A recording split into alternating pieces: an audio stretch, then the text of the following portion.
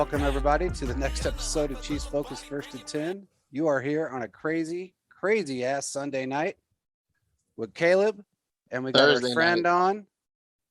We got Thizz on from the Mike and You podcast, one of our buddies, one of our pals, one of our best friends.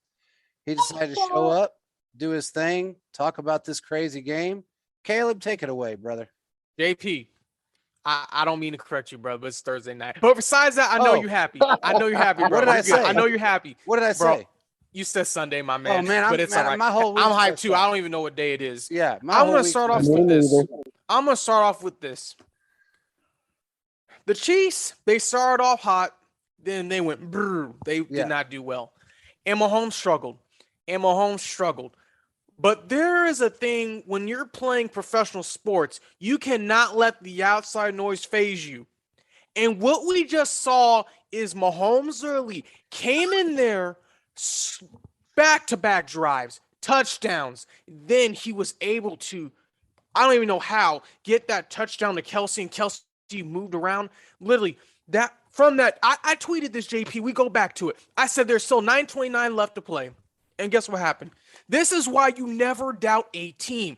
It's like whenever you're dealing in life and you really need to pick me up, you keep pushing through. Yeah. You keep pushing through because you don't know what's going to happen in life. Yeah. And I think it's just crazy when you look at this game because it's like, wow, they really just did this. They really just did this. And I'm not going to say I doubt this team, but the defense, man, and we'll get into it, bro, but we need another big run stopper. And I have one in mind that I've been looking in the draft. There's one guy I'm looking at right now.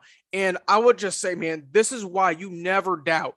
This is why you don't, I don't even know how to say, man, this is why you continue to support your team. You don't know what's going to happen. No. This is a momentum changing game of the season. The Chargers, JP and I told this, and JP and I also said this on the spaces. This game was going to be tough. It was not going to be no cakewalk, no 35-0 at the half. It wasn't going to be no 42-12. This was going to be a difficult game. The defense stepped up when it needed to.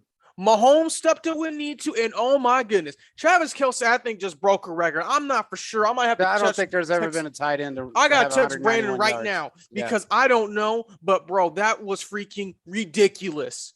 That Absolutely was ridiculous. Go ahead and take it away, guys. Whew. Thizz, let me ask you, because you're closer to my age. Nowhere near it. But in the, I don't know, I guess 40 years I've been watching football, and in the 29 years I've been really close to it, I don't ever remember seeing a tight end have 191 yards. Listen, man. I don't think I've ever seen it. We were just happy to. I don't think I've ever seen a Chiefs player, a Chiefs receiver have 191 yards. Yeah, Tyreek Hill did. Okay, yes, you're right. He did. Yeah. Man, just Travis Kelce doesn't look like he's a fast guy because you see, the juxtaposition of Travis Kelce and Tyreek Hill, Tyreek's legs are moving so fast all the time. Well, yeah. And then you see Travis Kelce, and he's taking these long strides, these long steps, and it's like you don't think he's going that fast. But why can't these guys catch him? And when he turned that corner on that last play, he was gone. I was like, he can't. He's not. They're not going to let him get this touchdown. Are they? I was thinking the same thing. Everything you got to think. Every two steps, Travis takes is about 15 for Tyreek. And I mean, his legs are about half his size. I couldn't. But I was like, once he shook that one dude out and he made the other guy miss, I was like, and he turned that corner, I was like, are you telling me it's open field? Yeah. And so I'm looking at the play right now, Thizz, and he just basically outran everyone. Yeah, he juked a few too. Both of those long plays that Travis had tonight, he put an emphasis on making sure that he wasn't going down.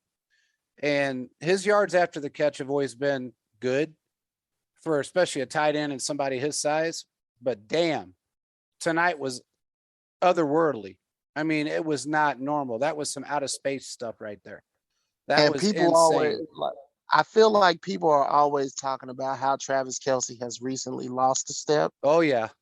And I've been hearing that more and more. And before this game, it was like, how can you say that? He's going to have 1,000 yards. Yeah, he When hasn't did lost this game.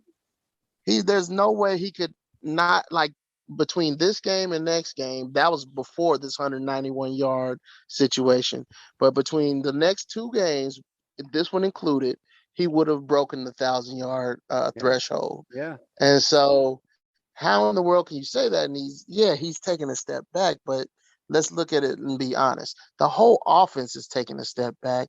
Yeah. And it's not so much that we need to go back to 2018, because 2018, first of all, is over. You ain't going back to that right now. No. You might be able to get it next year, but we're not going back to that. 2019, we had to fight for every ounce of respect and every ounce of everything that we had. Yep. Tell me this doesn't feel like, tell me the things that the Chiefs have gone through recently doesn't feel close to that. Well, it feels similar a little bit. Here's the thing. It's a lot worse this year in terms of what the Chiefs have gone through internally, off the field, everything involved that us three know about compared to 2018. The difference is that they had the absolute worst defense from week 1 to week 16, week 17, week 18, all the way to the AFC Championship game. They had the worst ranked defense in the NFL. Right now this game, because we allowed more than basically 14 points, probably pushed us up to maybe 7th, I guess, probably, because we were 6th in points allowed, 10th overall. We're probably now 12th overall and probably 7th, maybe 8th in points allowed, which I don't understand that, because I don't see how many, I can't see 7 other teams below us that are allowing less than JP, 9. I'm going to say this at this point. It doesn't matter the ranking. The Chiefs are clearly the best team in the AFC. And those rankings that are out, look, that defense, dude, we do not have a good run game when Chris Jones is there. I love Noddy. I love Wharton, but we need a bigger guy in there. Yeah. Noddy and Wharton are good for certain situations, as we saw. Ben Neiman got the tackle. He came through the hole. Wharton's got his hand on the ball. Huh? He was hurt. He got hurt during the game. Hey, Neiman showed up and shut off. Neiman has my respect forever and ever with that play. It's been crazy, because the guys that we've been much maligned, I would say, correct, have been kind of the ones stepping up in recent games. Daniel Sorensen with the interception that and that Travis Kelce actually mocked on that last touchdown drive.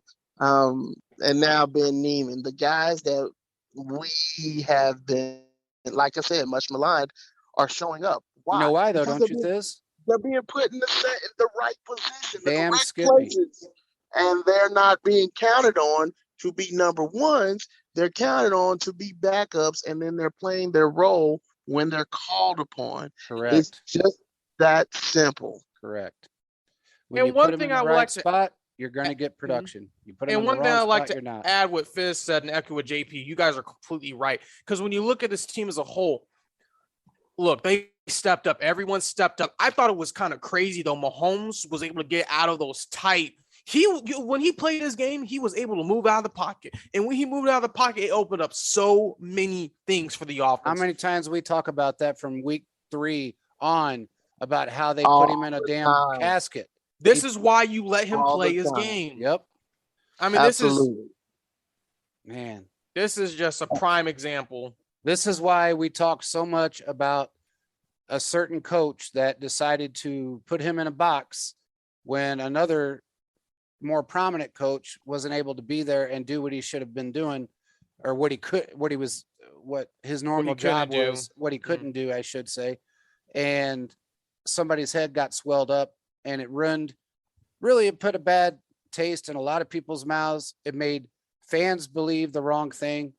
And in reality, it had absolutely, look, we've said this time and time again. I'll say it again. The man is 26 years old, just turned 26.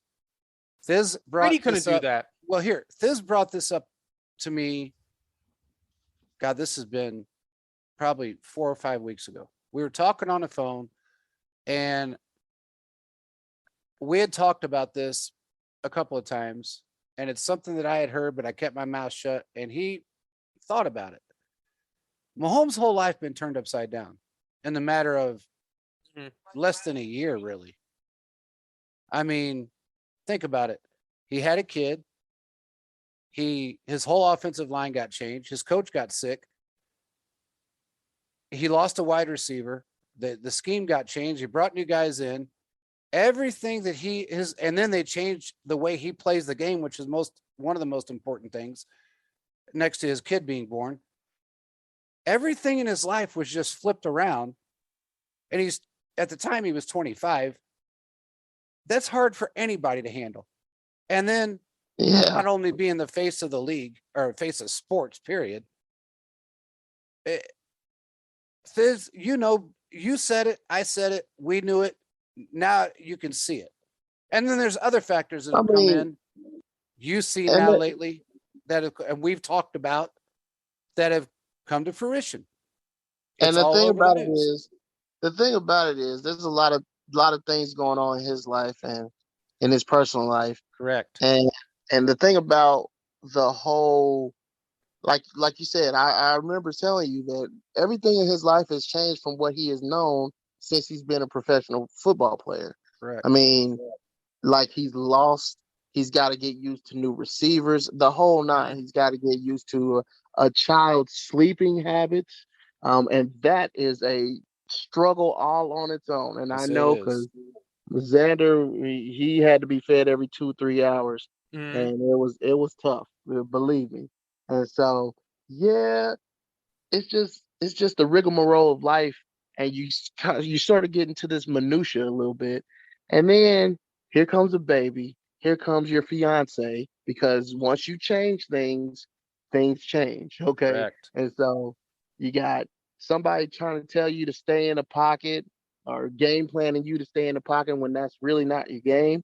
You got new receivers, so there's no more Sammy Watkins. And Chiefs fans can say what they want, but Sammy Watkins was vital to this offense. He was trusted by Mahomes. Correct. And now Mahomes has to trust somebody else besides Travis Kelce and Tyreek Hill. And that's tough to gain trust when now we're talking about, and he was having six interceptions the first 4 games of the season. Like when you get those, they start getting into your mental sky, and then you got to go work backwards in order to move forward, so you can end up going back to where you were, being the person that you were, and that's tough to do.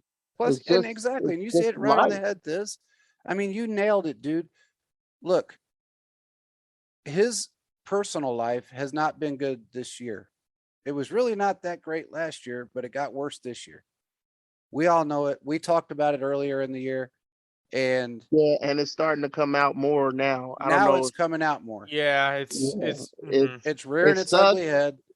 It sucks, but it's starting to come out little by little. Yeah, and it happened again during the Broncos game. 2 different incidences happened during the Broncos game. One was Bieniemy, and the other one was his brother, and then his brother again, and then now you got a bar, and I mean it's here's the thing, I can say it because it's all over everywhere. Pretty much. He went into a bar with a group of people. He got upset because he couldn't be seated, and they wouldn't seat him because apparently he thought they should kick everybody else out of a small bar so him and his friends can go and sit down. And he made a big complaint, a big uproar on social media about it. Well, they backlashed. And their backlash, I'm sorry, but I own a business. I respond to people when they want to try to give me a negative review. And I'll respond in a kind way, exactly like